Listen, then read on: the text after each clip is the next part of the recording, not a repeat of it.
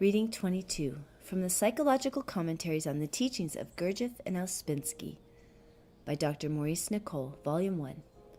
Birdlip, October 18th, 1941. Some Notes on Wrong Work of Centers. Part 1. One of the most interesting ideas found in this system of teaching is that man has several different minds, and that the intellect is only one of the minds he possesses. Let us take the diagram of the different centers in man according to the teaching. The diagram shows intellectual center, emotional center, and instinctive, moving center. Each of these centers is mind. Each of them represents a different kind of mind.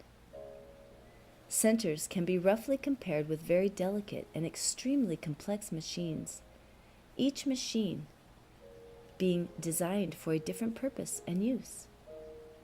Moreover, each machine is made of separate, smaller machines or of machines within machines, and these can work by themselves. That is, the whole center or whole machine can work, or only a small part of it. Everyone possesses these highly complex and delicate machines, but knowing nothing or next to nothing about them, people are liable to use them wrongly.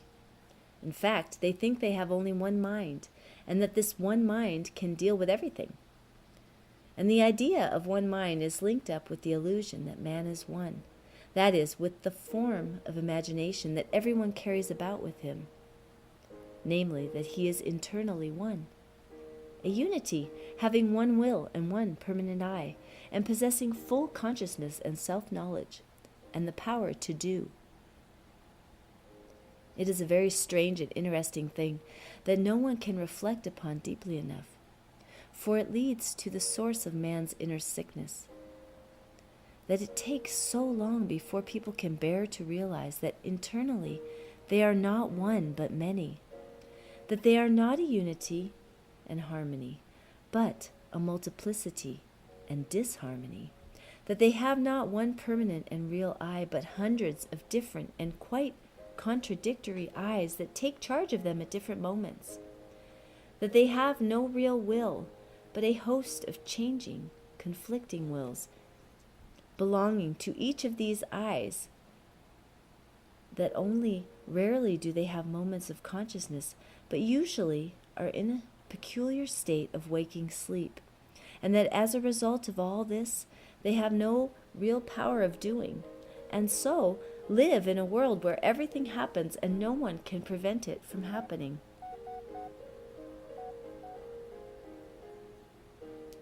Even the idea that a man has not one mind, but different centers or minds, can be resented or regarded as being as fantastic as the saying that people are not conscious. No one, in fact, will face himself in his real situation. So a man clings to what he imagines himself to be. And by clinging in this way to what does not exist, to what is unreal, makes it impossible for himself to exist and to become real. That is, what he might become and actually is created to become. You perhaps have heard a saying in this work that everyone can be a millionaire, but in order to be a millionaire, he must first realize that he is not a millionaire. In this respect, everyone is like the rich young man in the parable, the man rich in feeling his own merit, who ascribed goodness to himself as his own possession and was deeply identified with his virtues. You remember that he was told to go and sell it all and give to the poor, that is, to the real or essential, ungrown inner part of him, starved by the rich personality. Now, a man is not likely to take in anything that is said about the wrong work of centers unless he has reached the point of recognizing for himself that different centers really do exist in him. You must all understand that this is not a fantastic idea or a merely theoretical idea. It is a fact, and it is a fact of the greatest importance to anyone who wishes to use his life well and not make it something blurred, unformed, and largely meaningless. For this reason, the first thing you are told to do in regard to practical work on yourselves is to observe which center or centers are working at any particular moment. That is, you are told to practice self-observation, which is the only road leading to self-change, first of all in relation to noticing the different centers in you. But even this is very difficult, and people do not, even after a long period, really see for themselves that these centers exist in them. Or they try to observe them for a moment and think that is all that is needed. There are 3 different people in everyone to begin with: the intellectual man, the emotional man, and the instinctive, moving man, corresponding to these 3 centers or minds. That is, a man thinks one thing, feels another, and senses a third. That is, his sensations, which belong to his instinctive center, are different from his feelings, which belong to the emotional center, and his thoughts, which belong to the intellectual center. Let us suppose you are trying to keep an aim, and have taken the trouble to make this aim clear to yourself. Now, suppose you get upset by something. What will happen? Taking the matter only from the standpoint of different centers. If you are upset, it means that the emotional center has become negative. You feel angry, cross, disappointed, or perhaps you feel nothing is worthwhile. Now suppose you follow the mind of the emotional center as it is at the moment. Will you be likely to keep your aim, whatever it is? No, of course not. But if you will get into your intellectual center, if you can, and think about your aim and what made you make it, and so on, then you may still keep your aim. Why? Because you are using the right center for the occasion. You are not using the wrong center. For to follow the emotional center when it is negative is always to use the wrong center. But all this has been spoken of sufficiently before.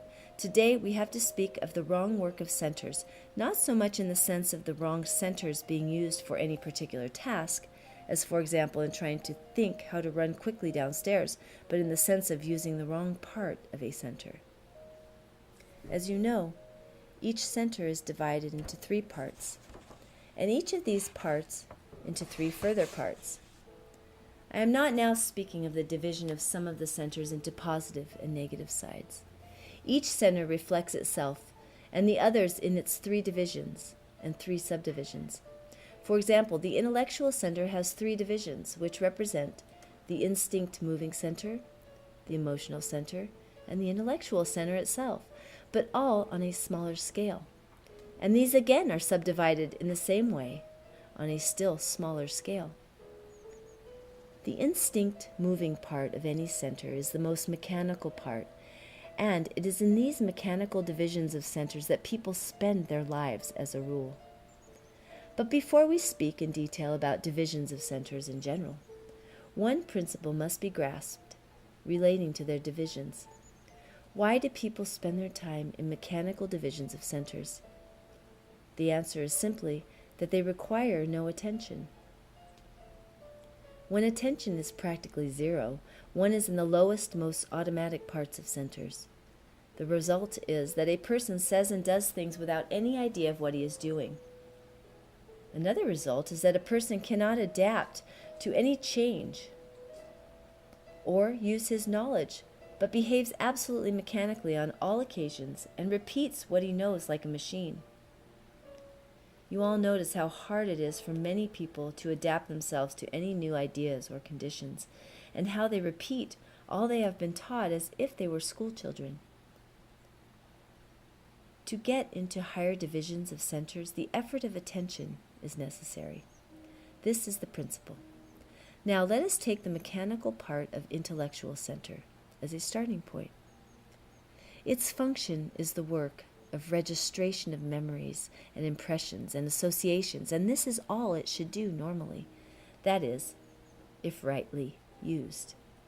It should never reply to questions addressed to the whole center. Above all, it should never decide anything important. Now, here we have the first example of wrong work of centers in regard to their parts and divisions. The mechanical division of intellectual center, which is called the formatory part, or formatory center, is continually replying to questions and is continually making decisions. It replies anyhow, in slang terms, typical phrases, and jargon of all sorts. It replies automatically and says just what it is most accustomed to say, like a machine. Or on a slightly higher scale, it replies always in a stereotyped way, like a schoolmaster or government official, using well-known sentences, party maxims, slogans, proverbs, wise saws, and so on. And the strange thing is that many people always reply in this way and never notice it, either because they cannot think about anything and rely on mechanical and even automatic expressions of the intellectual center, or because they do not see the importance of thinking for themselves and freeing their thoughts from the mechanical words and expressions that belong to the lowest divisions of the center. We now come to attention. Attention puts us into better or more conscious parts of centers. Attention is of three kinds. Zero attention, which characterizes mechanical divisions of centers. Attention that does not require effort, but is attracted and needs only the keeping out of irrelevant things. And 3, attention that must be directed by effort and will. As was said, the first kind of attention, zero attention, accompanies the work of mechanical divisions of centers. The second kind puts us into the emotional divisions of centers, and the third kind into the intellectual divisions. Let us take briefly the intellectual center again as an example, as we shall have to return to this subject next time. The emotional part of the whole intellectual center consists chiefly of the desire to know, the desire to understand, to seek knowledge, to discover, to increase one's understanding, to grasp and find out, to have the satisfaction of knowing, the desire for truth, the pleasure of learning, of reaching out, and, inversely, the pain of not knowing, the dissatisfaction of being ignorant, uninformed, and so on. The work of the emotional part requires full attention, but in this part of the center, attention does not require any effort. It is attracted and kept by the interest of the subject itself. The intellectual part of the whole intellectual center includes a capacity for creation, construction, invention, finding methods, seeing connections, and bringing together apparently isolated things into an order or unity or formulation, so that we see the truth of something hitherto obscure. This part cannot work without directed attention. The attention in this part is not attracted, but must be controlled and kept by effort and will. We usually avoid doing the work belonging to this part of the center, which is thus often unused. Now, from this we can notice in what parts of centers we are. Next time we will speak further on this subject.